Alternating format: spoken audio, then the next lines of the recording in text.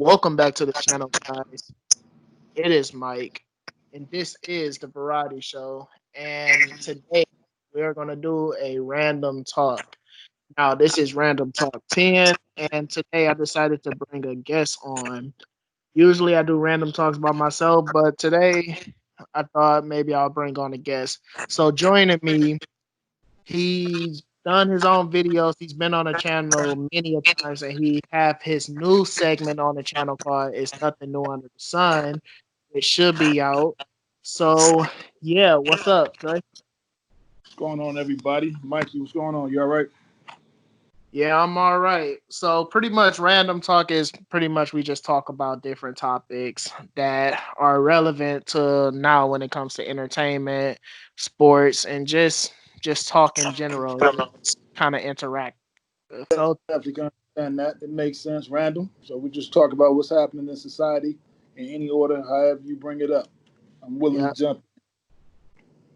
Yep. But like I said earlier, Trey's videos, Nothing New Under the Sun, is out right now. You can see the link in the description. And also, if you click the card at the top of the video right now, yeah, that video should be there and it'll direct you to that very video of Nothing New Under the Sun where he talks about the pandemic and how it correlates with the Spanish flu and also the race riots that are happening now and the red summer and just riots from 19 from the early 1900s, right? Am I correct? Like 1919.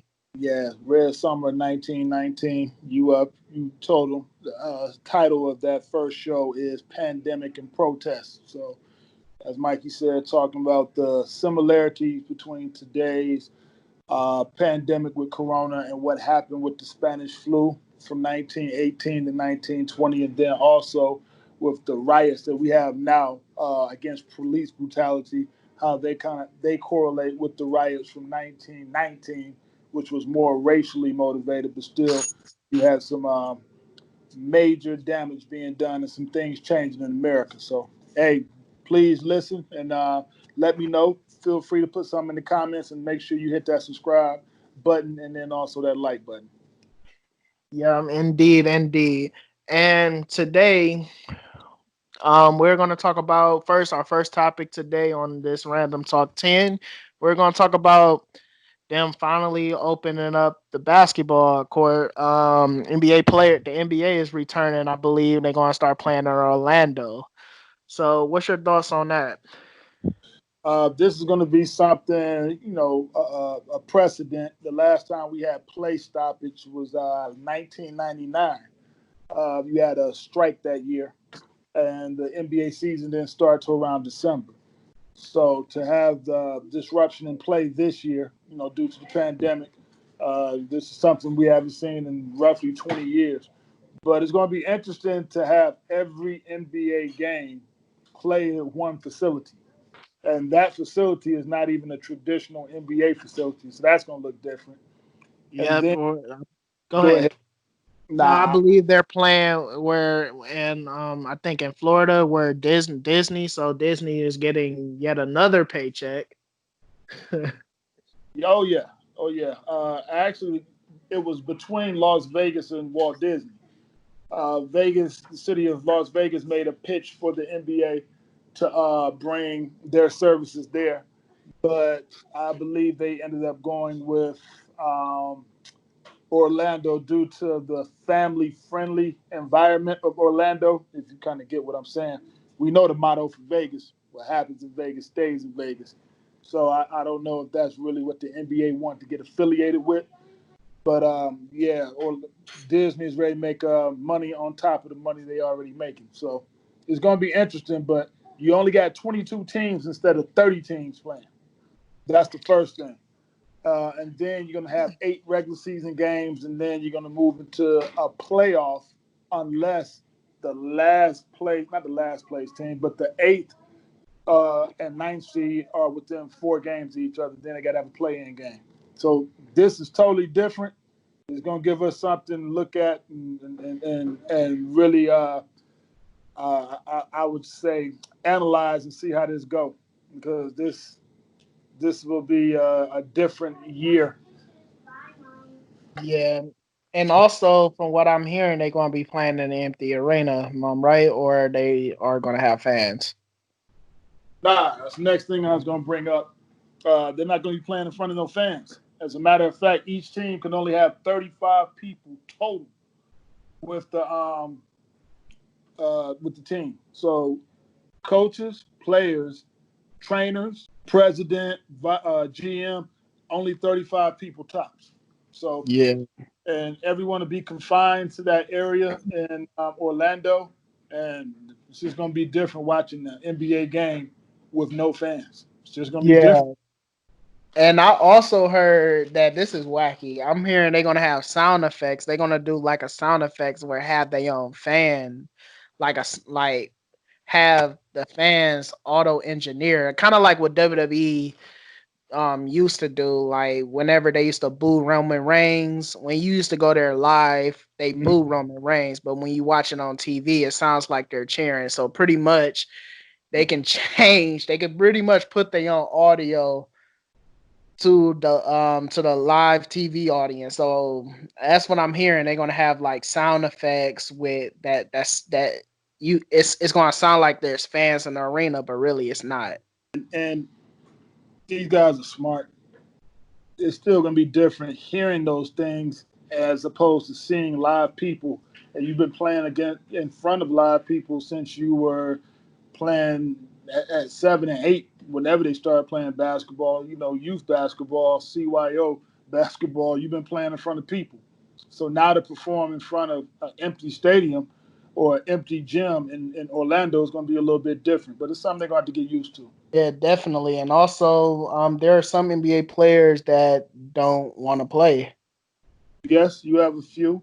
One more thing I was going to say about playing in front of an empty crowd. As NBA players, they're gonna have to have that same mindset that they have during practice, where they scrimmage, because normally a scrimmage is in front of nobody. It's just you and the team. But Yep. now you'll be, playing in front of someone else. So it's kind of like in high school with me being an official for football and basketball, especially basketball. You had these scrimmages right before the season where really is nobody there, just a bunch of teams, different high school teams playing. So it's kind of like that type of scenario that's going to arise again, but this is for a professional game, for a professional league. Uh, you do have some players who are not feeling comfortable with returning back to play basketball. And some of them, Mikey, is for different things. I think a lot of people think, oh man, they scared of catching COVID. It's not just Yeah. COVID. Some of them, Kyrie being one, is feeling like, hey, we have some social issues that African Americans need to take care of in America. And with the NBA being over 75% African American, he's feeling like, hey, our focus shouldn't be there. As far as playing right now, we could take care of that at a later time. But he had a Zoom call where he had about 80 people on the phone with him, Mikey, and they all were talking about what was going on or how they felt. But I just want you to keep this in perspective. If Kyrie Irving had a Zoom call and about 80 people got on it with him, that's 81 people, right? Yep. So out of 81 people, you got roughly 500, 510, maybe 520 players in the NBA. So that's kind of telling you the vast majority of players are willing to go ahead and step back on the floor and play. Yeah. Yeah, and this is definitely going to be one to put down in the history books when it comes to basketball because it brings it's a lot of fans are going to have to choose sides. Like it's going to be fans that really not going to count this season, even if like a team does win, they're going to be like, well, they they champion doesn't really count. It's going to be a lot of that. So let's say if Giannis win his first champion, people are going to be like, well, he got well his champion really is of less value than like a LeBron, than like a Curry or somebody like that. That's Yeah, what I'm hearing. and they said that in '99 too. Yep. San Antonio Spurs defeated the New York Knicks it's an asterisk by that championship. But at the end of the day, if you go to Canton, Ohio, excuse me, not Canton, Ohio, that's football. But if you go to Springfield, Massachusetts, and you look inside that basketball Hall of Fame and you go to the bus for Tim Duncan, it's going to say he won 5 championships, not 4 and 1 with an asterisk. That doesn't Yep. happen. So the Yep. reality is, whoever win it, maybe amongst the peers and amongst fans, they're going to say, "Oh, that was that Corona season. Don't make a difference. Whoever wins still will go down in the history books as a champion." So I understand what they're saying, but at the end of the day, if Giannis win one, it's going to go down in history as he won a championship. Yep. So yeah, that's about the NBA. Now we about to segue into a different topic. Now Bruce Lee just came out they just came out with ESPN just came out with a documentary on Bruce Lee, did the 30 for 30 documentary, and it definitely piqued my attention. I have not watched it yet. Me and you talked off air previously before we start recording that you haven't watched it neither. But this is I'm when I was excited for a Bruce Lee documentary, but when I saw what it was going to be about, my excitement kind of went down a little bit because I thought it was going to talk about just Bruce Lee, like him as a trainer, like who trained Bruce Lee, Mm-hmm. which was Ip Man, and also just him in Hollywood, which they do talk about that, but the whole documentary is not about his discipline, not about like his training and stuff. They rarely talked about that. What I do know about the documentary, they pretty much is going to talk about his test and trial during like him being an Asian American dealing with racism in America as one of the only Asian Americans in Hollywood. That's what the documentary is about. So, what's Uh, your thoughts on that? you said it's a 30 for 30, right? Yep, This is ESPN, right? yep, I think right there, in my opinion, that's where the error comes in. ESPN is going to excel at 30 for 30s with a sports background. Bruce Lee was definitely an athlete, but let's think about it.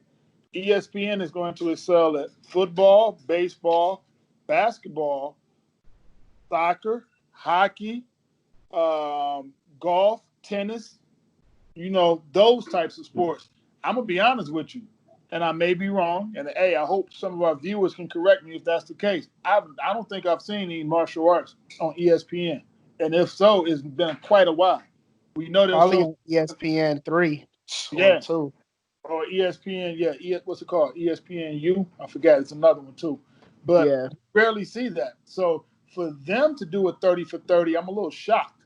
It seemed like it would have been a different channel or company or agency, whatever the appropriate term is, that would have done documentary on Bruce Lee. Especially if Yeah. you're trying to bring this generation, your generation, which is millennials, and then also Generation Z. It should have been a different company that brought that together. No disrespect to ESPN, but I was just shocked they did 30 for 30 Well, on Ric Flair got his own documentary on 30 for 30, which people might say he's not like wrestling is not. Well, I disagree. Wrestling is like an athletic, but like you said, it's usually just traditional sports like baseball, basketball, football, golf, tennis, stuff like that. But Ric and Flair got a documentary. and to say this, no disrespect, because we've talked, and Bruce Lee is one of the greatest athletes to live. Yep. Uh, who ever lived. But Ric Flair played sports prior to him becoming a wrestler. Ric Flair is just a mega personality, and there's still a closeness in wrestling and some of those other major sports. A lot of those guys, The Rock played football prior.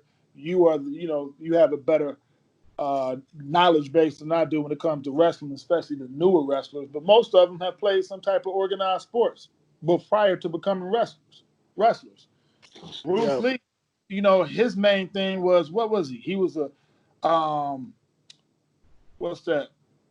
What was his martial arts? Huh? You asking me what was his like discipline, the Well, martial arts he study under? what I'm saying is he made movies. We know Yeah, he was a martial art person, but these other guys, at least they were within the sports realm. He definitely was in martial arts, but also he was a movie star. So yeah, I'm surprised that ESPN has stepped into that arena to do a 30 for 30 on Bruce Lee. yeah.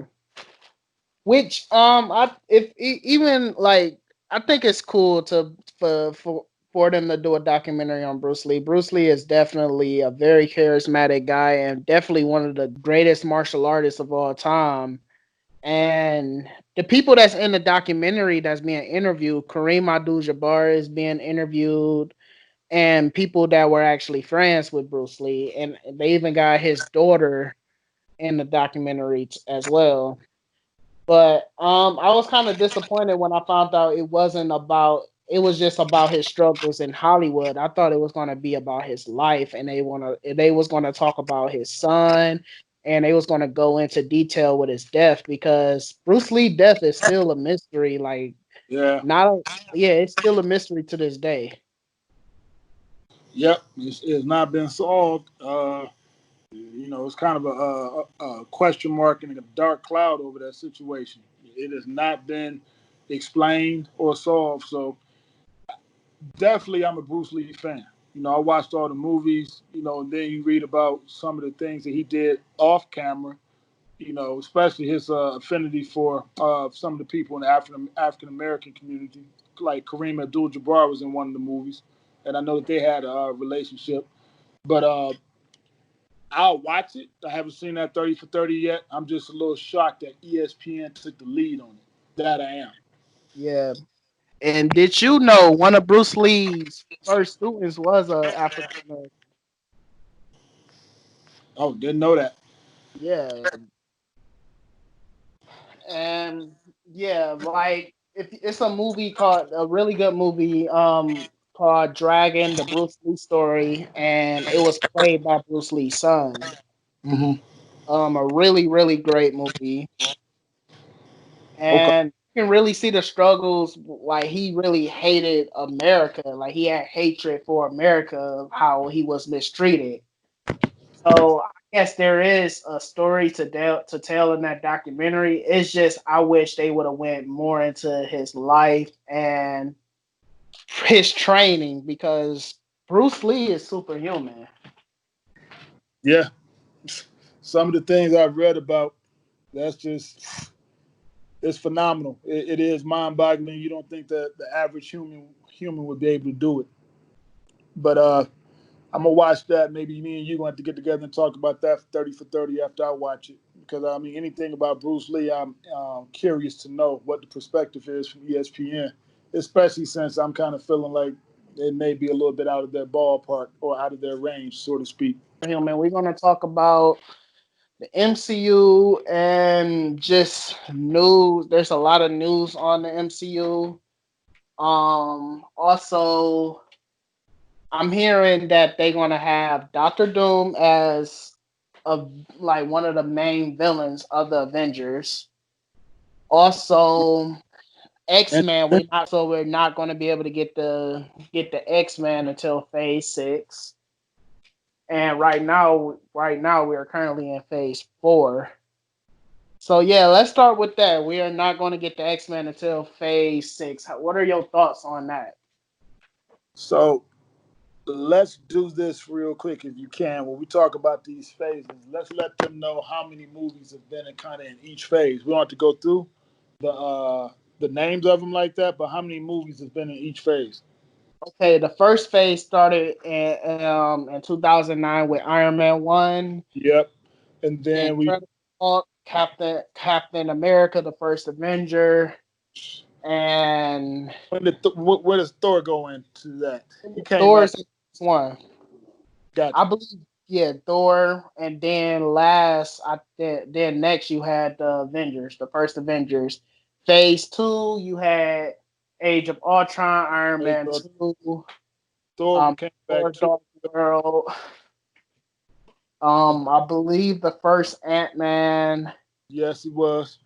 came back during that phase two as well. I know he had the first one, then the second one came, right?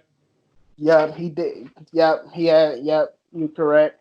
And Uh, also, you had and then you had Captain America: Civil War.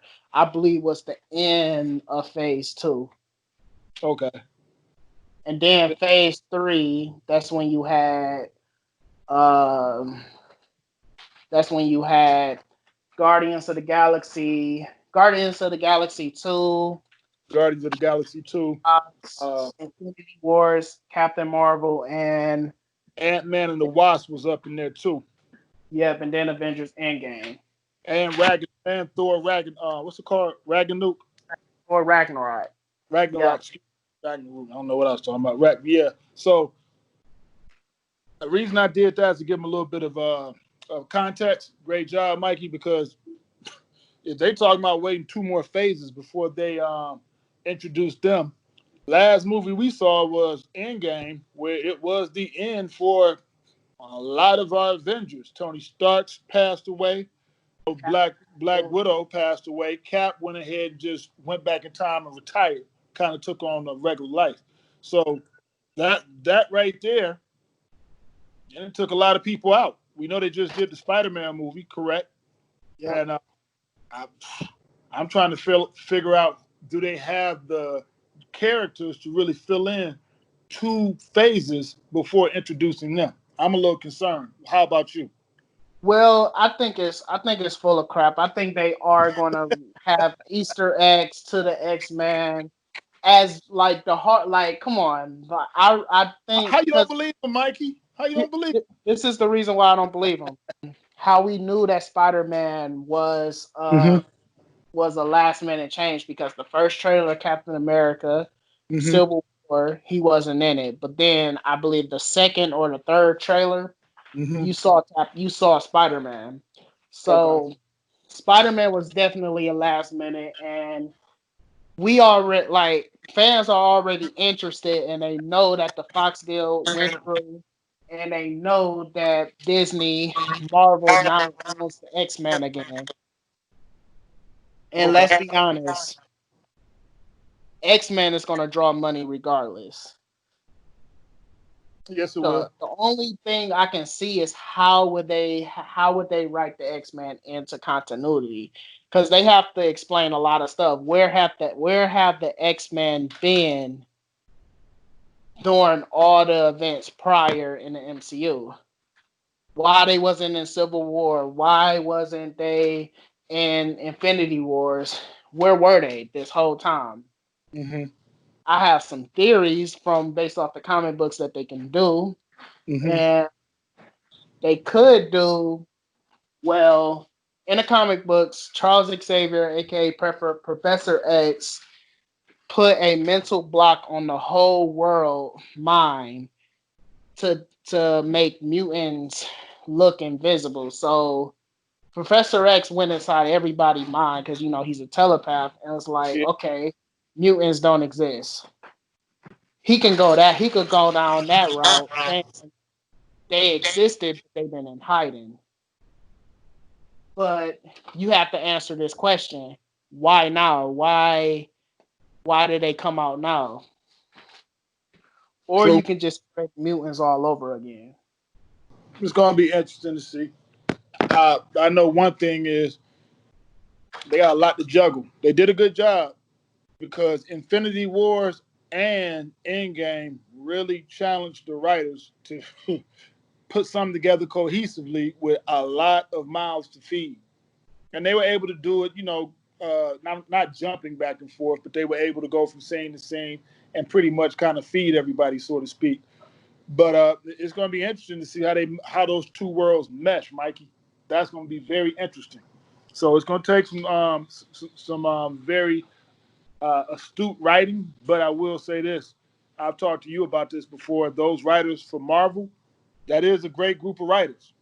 The way that they put Phase One through Phase Four together, with you understanding and seeing an overarching theme, hey, I'm gonna give them credit. So hey, maybe they're in the lab right now trying to put this together.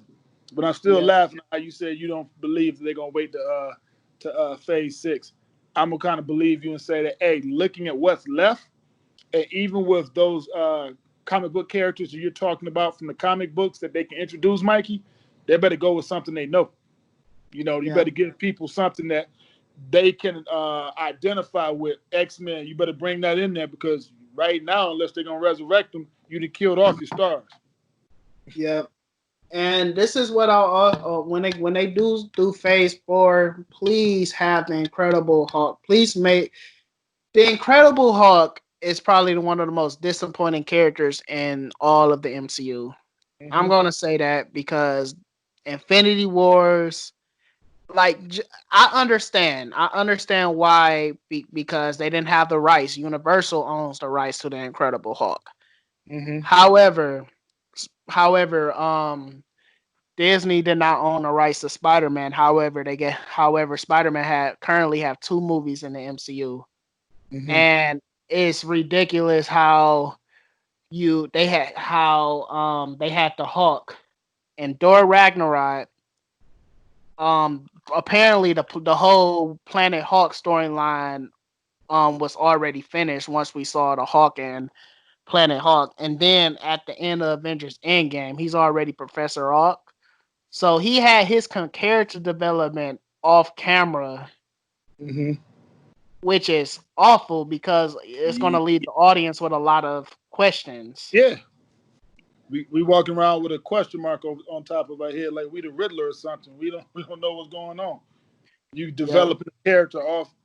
That's why you in movies we see at least those flashbacks to give you some type of character development to give us that point of reference for why these actions and activities are happening. yeah. So here's what we know about Phase 4. Like now in Phase 4, we Marvel is now ready to go Super Saiyan, and so to speak. And what I mean Super Saiyan, you want to see some really powerful characters, Mm-hmm. really powerful characters.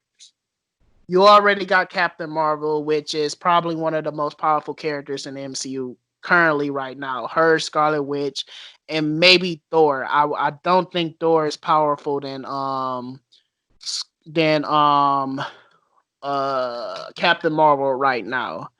He has the potential, but he like from what we've seen so far, he does not have enough. He doesn't have enough power. He's not as strong as he is in the comics because Thor is way more powerful in the comics than he is in the MCU right now. So now in Phase 4, we are getting ready to see like some crazy feats. You You about know, to start seeing some crazy stuff. I don't know if this was in the writers' plans, but I've mentioned this to you before, and I mentioned this to all of our listeners. It kind of seemed as if the Hulk and Thor somewhat got I don't want to say emasculated, but they definitely took away some of their powers in the last 2 movies.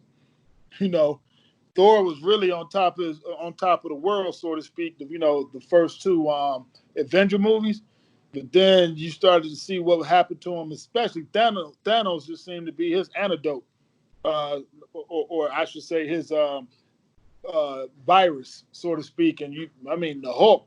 I didn't talk to you about what happened to the Hulk these last few movies, man. Hmm. So maybe that's what they did, especially what you're saying in the comic books. He was stronger. So he really is kind of minimized. Really, he's a stowaway on the Guardians of the Galaxy ship right now. Yeah. Now with the Hulk, they can still make him like super powerful because really the Hulk has the potential to be the most powerful character in the MCU right now. Now, Because what we know about Mike, the go ahead. question: Okay. Are they going to have him recover from that injury? I'm talking Of about the course. thing when he put the glove on and had all the Infinity Stones, because Yeah, that I kind of think ran with him through the rest of the movie, if you remember. yeah, I think he will recover. Now, this is what I think what they're gonna have to do with the Hulk. They're gonna do something to the Hulk to make him super, super angry, and he's gonna snap, and you're gonna see classic Incredible Hulk. Okay, You're gonna see him destroying stuff. flat out carnage. Yep, flat out carnage. Now, if they do want to do World Breaker Hulk, because Marvel right now they want to make characters super strong now. Mm-hmm. World War Hulk is probably one of the strongest, OPS characters ever. Pretty much, if you don't know the World Breaker Hawk storyline, so they sent Hawk to another planet. He met a wife and had a kid. The planet blew up, so the Hawk was mad at the Avengers. So he came back mad, super mad, as powerful as he is. He destroyed almost every member of the X-Men. Beat up Colossal, beat up Colossal, which Colossal body is made out of metal. His whole skin is made out of metal. Hawk crumbled him. Wolverine had no chance. Every X-Man was fighting him at the same time. Even the Mhm. Juggernaut. Now the Juggernaut, this is how powerful the Juggernaut is. When whenever the Juggernaut is moving, it is impossible to stop him from moving. The Hawk was able to do that. Worldbreaker Hawk was able to do that. The only person that was able to beat the Hawk, he didn't even technically beat him. He put the Hawk into a standstill, which was Sentry. Sentry is pretty much Marvel Superman. Sentry has the power of 1,000 supernovas, which is a supernova is an exploding No, sun. Am I that's correct? a that's an explosion that comes from a star. It's a star. I thought it was a sun. Sun? Well, the No, sun is a star. a sun is a star, but a supernova happens from any planet because basically what you have is this opposition between gravity. You know, gravity pulls, but then you also have gravity collapsing in on a star. And as the fuel that keeps that star going burns out, you have this explosion, which becomes a supernova and it ejects all this material through the solar system, the galaxy, and basically the universe. And that's the radiation that can hit you. But you know, our what do we call it? Our magnetic field protects us from it. Yeah, so it's called a supernova, and after that supernova, it can become what's called a quasar, which is just Yeah. a very small, um, really small, packed part of the star. But yeah, that's extremely the supernova is. So this guy right here must be very powerful. You said Yep. 10 super. You said 10 supernovas. No, 1,000. 1,000? Man, what are you Yeah, talking? He on a whole different level. that's how powerful Sentry is. Think about Now, this. That radiation can travel through galaxies, man. yeah, and Sentry barely stopped the Hawk. He just put the stop. The fight just ended because it was at a standstill. That's how it ended. That's how powerful the Hawk can Now, become. do you? But who do you think they're gonna introduce?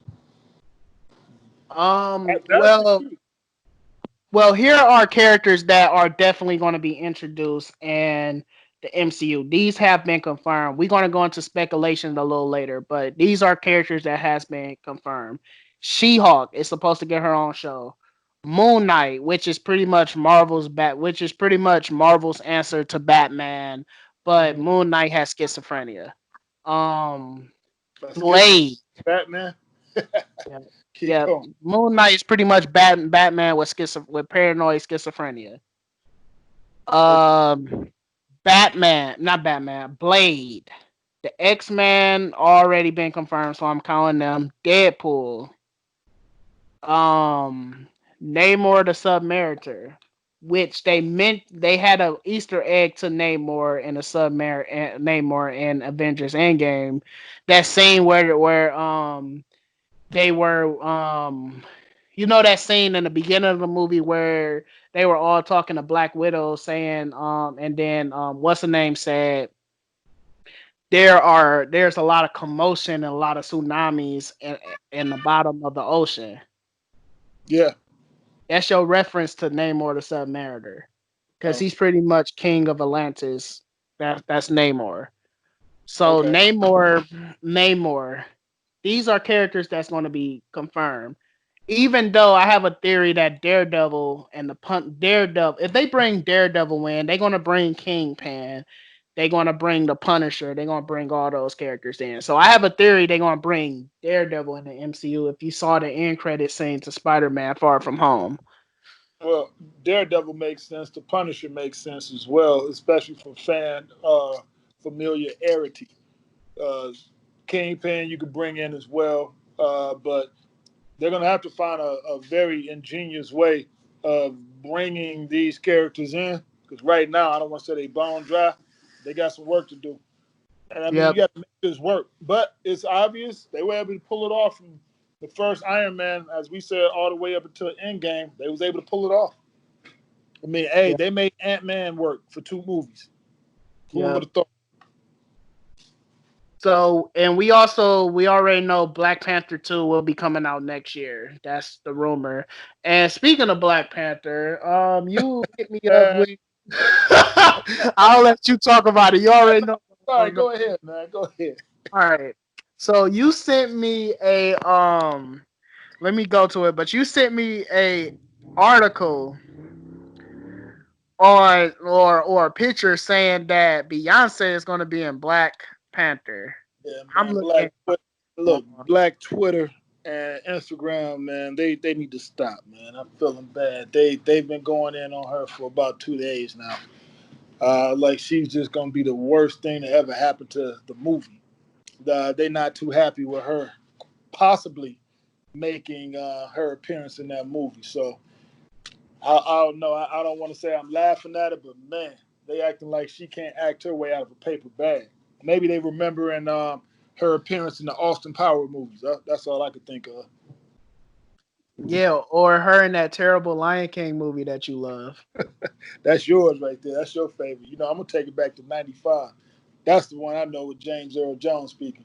But uh, I was also gonna say I forgot she was in a movie with Idris Elba too, where he had this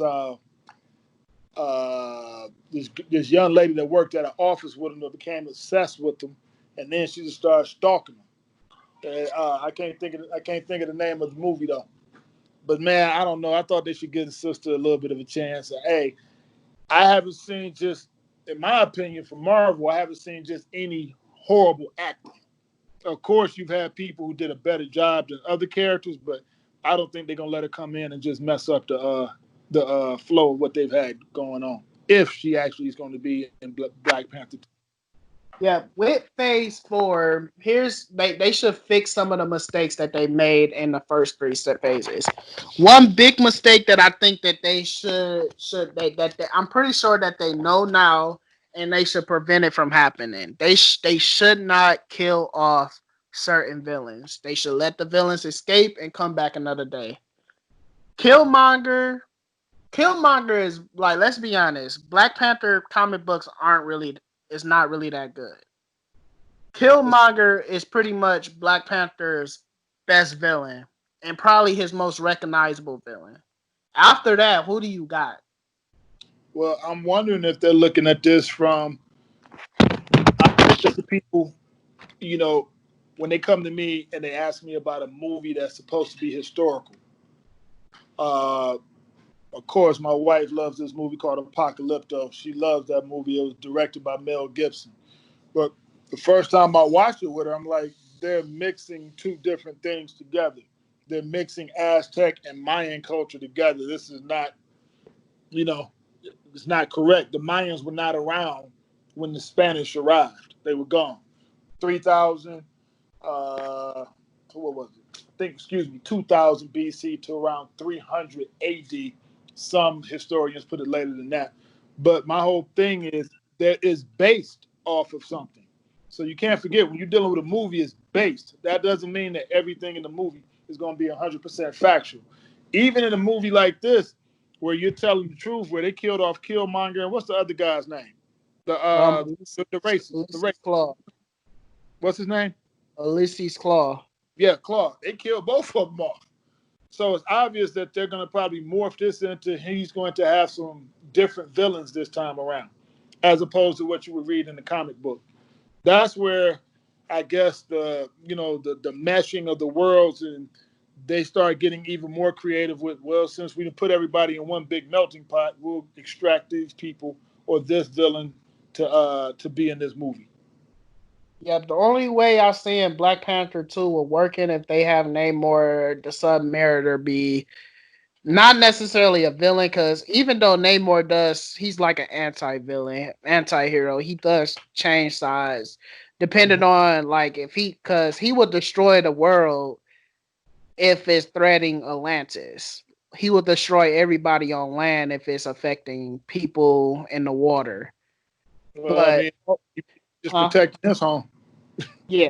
So really, he's justifiable. You can't really call him a villain. But the only way I see Black Panther 2 working if they have him and they have an all out war between the Atlanteans and Wakanda. That's the only way I think Black Panther 2 is going to sell money. Even though I think Black Panther 2 going to sell money, but when not sell money, the only way I think They, Black Panther 2 is going to be good. well, they made the first one work. They made it work, but they lost those two. I think the Winter Soldier is going to be a part of it. I could be wrong, but I think it's somehow they're going to have the Winter Soldier riding with them, uh, especially since Cap is an elderly man now. He old, but I think I'm going to be interested to see what's the writing going to be for this. Because some of the things that you are talking about, I don't know if Black Panther is strong enough to play around with certain ideas yet, if you understand what I'm saying. Well, Uh, what the what I comic mean books by that do is introducing some of these people that you're talking about in a Black Panther movie, maybe more of a crapshoot. Someone who has a stronger fan base, that may work, but I don't know if they're ready to do that with Black Panther yet. and like what they do with the Black Panther, because Black Panther comics are really low, they just put them with the Avengers. The Avengers is the here's the main thing about the Avengers. The reason why the Avengers comics were created is because certain comic book characters comics were low, so they just put them on a team. That's the whole concept of the Avengers and even the Justice League. They put them on a team because they don't want to get rid of them. They want to still keep them, so they put them on a team. So maybe that will increase their popularity. So that's what they do with the event. That's what I think they're gonna do with Black Panther after Black Panther 2. Doctor Strange, even though I'm hearing his movie is gonna be like a horror film, and we finally got a director who's going to be directing Doctor Strange. House is like House of Madness. I think that's the name of the movie. Mm-hmm. Sam Raimi is going to direct that his movie, which I thought it was going to be James Wan, but it's actually Sam Raimi. Sam Raimi, he did the Spider-Man movies and he did a couple of horror films. So maybe I think he's a pretty good director. Maybe Black Panther, maybe not Black Panther, maybe Doctor Strange will be a good movie. Also, the Disney Plus shows we got Winter Soldier and Falcon they're gonna have their own show together. So that's where they're gonna be. But it wouldn't surprise me if they bring them to Black Panther. I could be wrong. I'm not a writer, but them two could really help Black Panther. They could, especially if Winter Soldier he's pissed off a lot of people during his duration. Uh, as the Winter Soldier, hey, it may be a way for him to attract some unwanted attention. I'll be interested to actually watch that show on Disney Plus though for those two. Yep. So yeah, any other topics you wanna talk about? I just want to know why you don't want Beyonce to play in Black Panther 2. That's all I'm Well, I saying. don't have a problem with her. It's just I don't see who she's gonna play, Hmm. and I don't know what they're gonna do with her. I understand. No, I was just being sarcastic. I really don't have a problem with her. I don't. I think that they'll give her parts that she can handle and she can manage. I don't see her being a leading lady in the movie, so I'm not tripping about it. Yeah, But I yeah. do have one more. I do have one more topic. You see, it's just crazy to see things like I saw today that for all of us who like waffles and like pancakes, that Aunt Jemima is now gone, and they're going to replace her with a different person on the bottom. And have you ever seen the picture of Aunt Jemima Oh on the yeah, third bottle? yeah. The black lady. Yeah. Yep. Now, does that picture strike you as offensive? No. Yeah, that's what most people would say. Now, the crazy thing about it is that is actually that picture is influenced by what we call blackface. You know what blackface is? The minstrel shows when the Yeah, whites were yeah, dressed up. yeah. That influenced that picture. Yeah, quick plug. If you don't know what blackface is, watch the silent movie era film that me and Trey and his son Deuce did. I'll leave it in the link in the description and also right here. You can click on right now. But yeah, But I don't consider it racist. yeah, it was influenced by that, and it's quite offensive to be honest with you. It's highly offensive. So I'm just saying, I'm happy to see that there's some people taking notice to what's happening right now. I'm not saying it was their initial intention to do these things, but I'm happy to see some of the things that are occurring from this movement. You know, uh, I feel, and I'm gonna leave it with this, that this is just the beginning. I think it's gonna be some heated discussions about some other things going on in society. NASCAR was able to do what they did with banning the Confederate flag, but I'm not going to talk about it tonight. But don't be surprised if there's going to be some heated debates about some other things that have been part of American society, a norm of American society that get challenged and maybe even changed. Yeah, and here's the thing: I don't even eat. I don't even really eat Aunt Jemima's syrup, really. So I don't. I know how her face looks. I don't buy that syrup brand. I don't even buy a syrup. I buy like maple syrup now because it's a healthy alternative. It's not that healthy, but it's a healthy alternative. It's a lot, but it's much more healthier. For example, actually, our good friend Jackie Hill Perry uh, was on Instagram, and she was just breaking down how syrup is not syrup. That's a lie. It's mostly just sugary, high fructose corn syrup that looks brown. And at least maple syrup is coming from the sap from a maple tree. So at least Yeah. we're getting something very closer to organic than some homogenous man-made crap that's supposed to be syrup. So I don't eat it. I buy maple syrup. That's what I use. I forgot before we go. I forgot one more topic: the movie theaters. Not only like I'm hearing stories that this is going to be the end of movie theaters. They closing them down. Yeah, yeah, yeah, yeah. And I know I was thinking that COVID had a lot to do with it because being that we here in Michigan, one of our main theaters, the Star Southfield from years back, is already done. They shut their doors for good. But Man, I'm reading that COVID has something to do with it, but also just a change in the direction that movies are taking, how they're being distributed. Uh, with them being, Netflix that came and changed the game. For real, it's really changed the game, and people just not going to the movie theaters like they used to. yeah, which in my opinion, it sucks because there's when you go to the movies, there's no experience like going to the movies and watching the movie on that big of a screen with that sound system. Then it's a different experience. You have to like movies are shot and directed, made to go on the big screen and the theater. They pretty like it's not made for the TV, and I don't know how people watch their movies on their phone.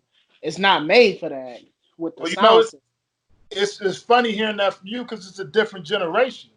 One thing I'm gonna say is the average size of a TV. I would love to see what the average size of a TV is now because the quality of televisions are much better today than they were 20, 25 years ago, 30 years ago. We got the flat screens, we got smart TVs, and this generation, you guys are used to watching things via iPads, via laptops, via phones. It's just totally different. It's just totally Yeah, different.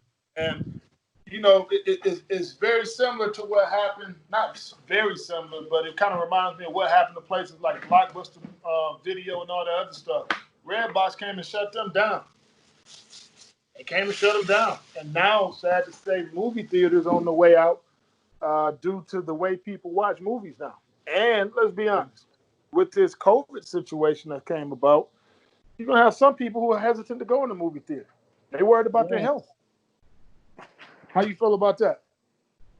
I mean, I'm not gonna go to the movies right now anyway, but I do looking. That's one thing I do miss going to the movies, and I can't wait till I go back eventually when I decide when everything is safe to go back to the theaters because like when you go see big Hollywood movies like blockbuster movies with a crowd, it's a great experience.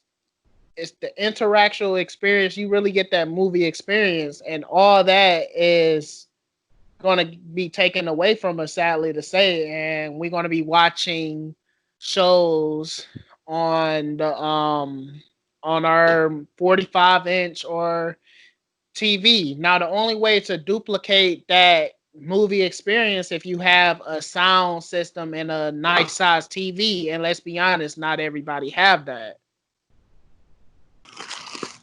Which is true, but I will say the average place that I go into, whether it's an apartment, townhome, or a house, the TVs are much larger than what they used to be. I think on Yeah. average, most of these TVs are about 45, 50 inches. And the reality is, you can go get one for really less than $300. You can order it offline. There's plenty of quality TVs out here, and I do understand what you're saying. And I don't have a problem going to the movies, but I'm just looking at the status of where things are. Some people are on unemployment; they got to take care of necessities of life, and even without that, I just think some people feel honestly just more comfortable in the confines of their home. And we just got to be honest. Netflix is pumping so many original movies out. I ain't really got to go. I can just come home on a Friday, sit back with my wife and kids, or me and the wife, and just watch some movies. I don't have to worry about driving to a movie theater Yeah. and spending $20 on popcorn and something to drink. The only thing that's one thing I'm not gonna miss at the movie theaters, but the big thing that I'm really not gonna miss at the movie theaters is annoying teenagers on their phone. I hate that. Or you said teenagers. Sometimes it's just annoying people. I know some adults that do Oh the same thing. goodness. Yeah. For real. Yeah, but that's it. But that's it. This is definitely the longest random talk. I might split it into two parts. But yeah, thanks again, Trey, for joining me on this video. Hey, the pleasure was mine. Appreciate you, Mikey. Thanks again for giving me a platform, and make sure y'all go check out that first episode of There's Nothing New Under the Sun. And show number one is Pandemic and Protest. So, hey, be sure to check it out. Leave them comments, and make sure you subscribe to Mikey's channel, and also like that first show. Yep, and like I said, his video will be down in the link in the description. So if you're new to the channel, hit that subscribe button, share it to a friend, and that friend will share it to another friend, and it will grow and grow and grow. If you like the video, if you like what you're seeing, hit that like button. And yeah, that'll do it for this video. Nothing new under the sun, and Mike's Variety Show. We're out. Peace. See y'all later.